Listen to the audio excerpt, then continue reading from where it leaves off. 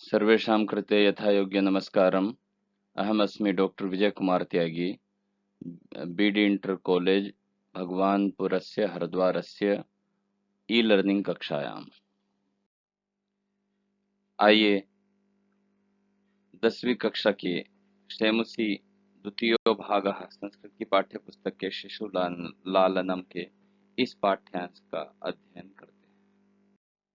सुविचारः आत्मनः प्रतिकूलानि परेशान न समाचरेत, अर्थात अपने से विपरीत व्यवहार दूसरों के साथ भी नहीं करना चाहिए।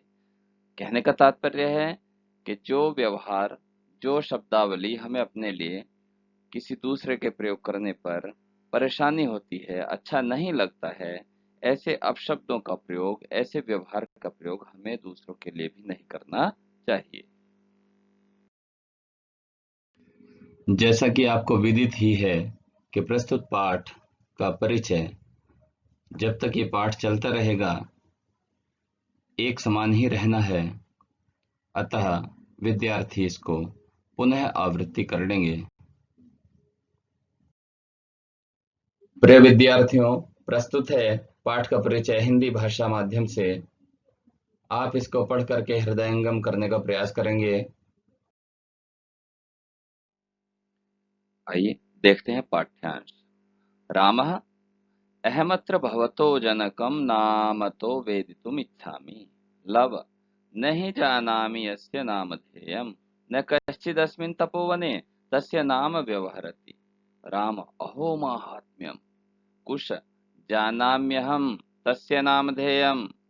रामः कथ्यतां। कुशः निरनुक्रोशो नामः।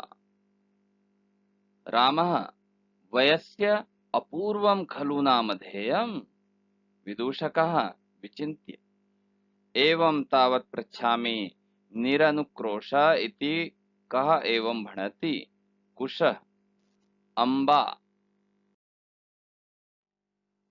विदूषकः किं कुपिता एवं भणति उत प्रकृतिस्था। कुश या यद्यावयोः बालभावजनितं किंचित् अविनयं पश्यति, तदा एवं अधिक्षिपति निरनुक्रोशस्य पुत्रौ मा चापलम् इति। विदूषकः एतयोर्यदि पितुर्निरनुक्रोश इति नामधेयम्, एतयोर्जननी तेनावमानिता निर्वासिता एतेन वचनेन दारकौ निर्भर्त्सयति। रामः स्वगतम्। धिक् मामेवं भूतं सा तपस्विनी मत्कृते नापराधेन स्वापत्यमेव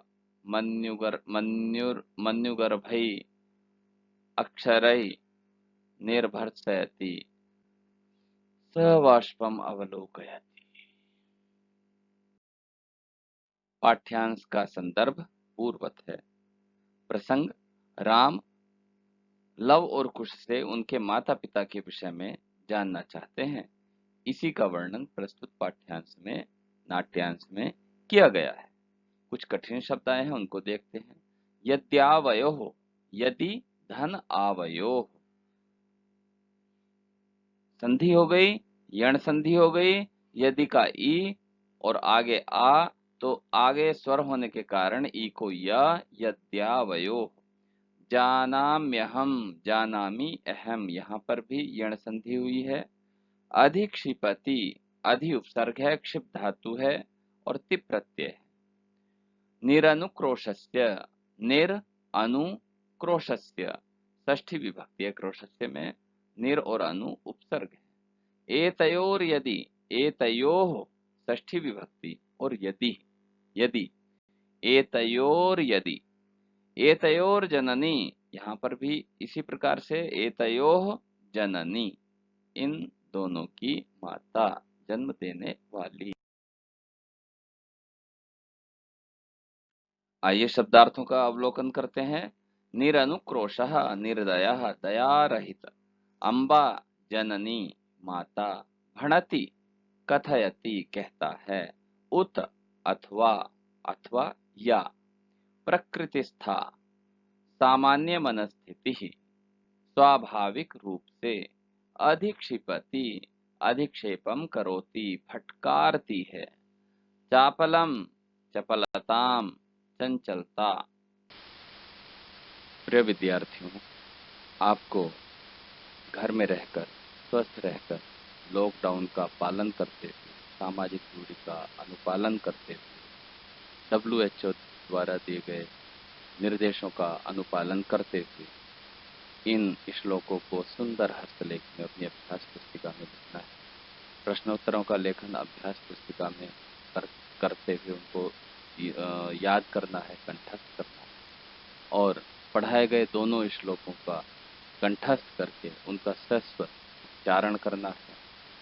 उस उच्चारण को आपको रिकॉर्ड करके मेरे व्यक्तिगत नंबर पर सेंड करना है, प्रेषित करना है, भेजना है।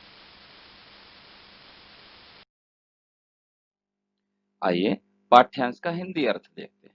राम कहते हैं, मैं आप दोनों के पिता को नाम से जानना चाहता हूँ। लव कहता है, इनका नाम तो मैं नहीं जानता। इस तपोवन में कोई भी उनका नाम नहीं लेता। राम, अरे आश्रम की कितनी श्रेष्ठता है, कोई नाम नहीं लेता। कुश कहते हैं, मैं उनका नाम जानता हूं। राम कहते हैं, कहिए क्या नाम है उनका। कुश, निर्दयी, निर्दय, जिन्हें कोई दया ना हो। राम, मित्र, विचित्र नाम है, ऐसा कोई नाम नहीं रखता, इसलिए उन्हें विचित्र नाम लगा। विदूषकः, विचार कर, सोच कर। तो इस प्रकार पूछता हूं, निर्दय ऐसा कौन कहता है? क्योंकि ऊपर लव ने कहा कि उनका नाम का उच्चारण इस तपोवन में कोई नहीं करता। अब निर्दय इन्होंने नाम लिया है, तो ऐसा कौन कहता है? इन्हें निर्दय का कैसे ज्ञान हुआ? कुछ कहता है माता।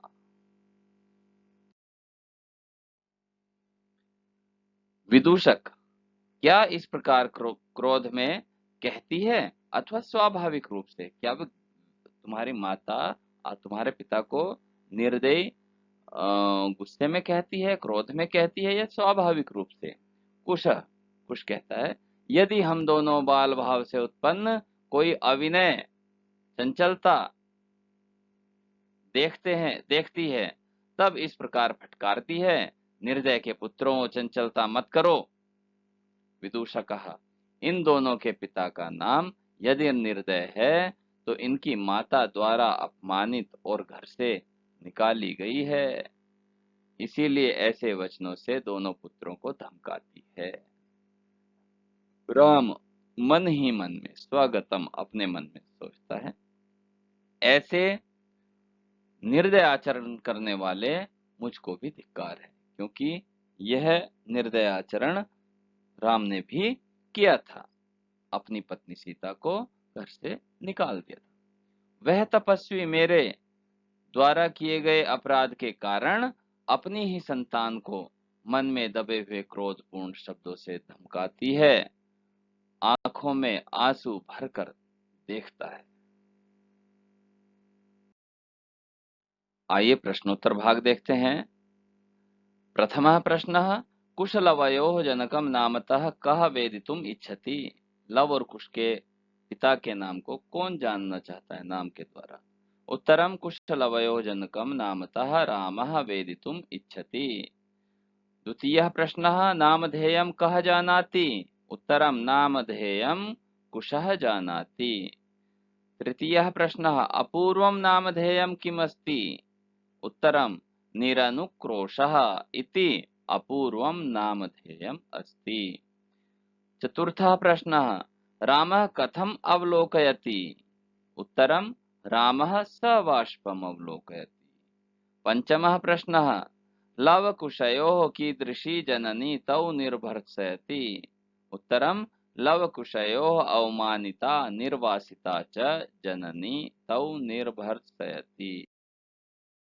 प्यारे विद्यार्थियों, गृह कार्य के अंतर्गत आपको उपरोक्त पाठ्यांश को अपनी अभ्यास पुस्तिका में संकेत रूप में लिखना है। प्रथम 2 शब्द लिखेंगे, बिंदु बिंदु बिंदु लगाएंगे और उसके बाद अंतिम 2 शब्द लिखेंगे, फिर उसके बाद प्रसंग आदि का पूर्ण रूप से लेखन करेंगे। संस्कृत पाठ्यांश का कम से कम 2 बार वाचन करेंगे। 2 बार उसको पढ़ करके उसकी रीडिंग करेंगे, उसको जोर-जोर से बोलने का प्रयास करेंगे, जिससे कि आपका बोलने का अभ्यास हो जाए। प्रिय विद्यार्थियों, 1 से 100 तक संख्याओं को, गिनती को, काउंटिंग को आपको संस्कृत भाषा के शब्दों में लिखना है। एक शब्द आता है अपत्य। अपत्य माने पुत्र।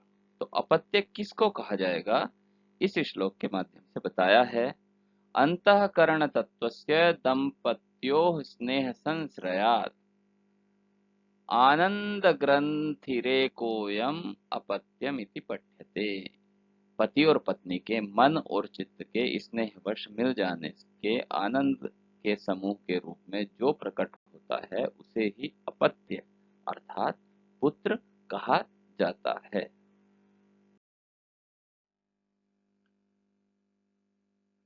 इस व्हाट्सएप ग्रुप में संयुक्त समस्त अनुश्रवणकर्ताओं, अधिकारीगण, विद्यालय प्रधानाचार्य, शिक्षकगण एवं प्रिय विद्यार्थियों, आप सभी का कोटि कोटि धन्यवाद, हार्दिक धन्यवाद, क्योंकि आपने इस ई लर्निंग कक्षा को एक सफल रूप प्रदान करने में पूरा सहयोग प्रदान किया। आपका दिन मंगलमय हो। डॉक्टर विजय कुमार तिवारी।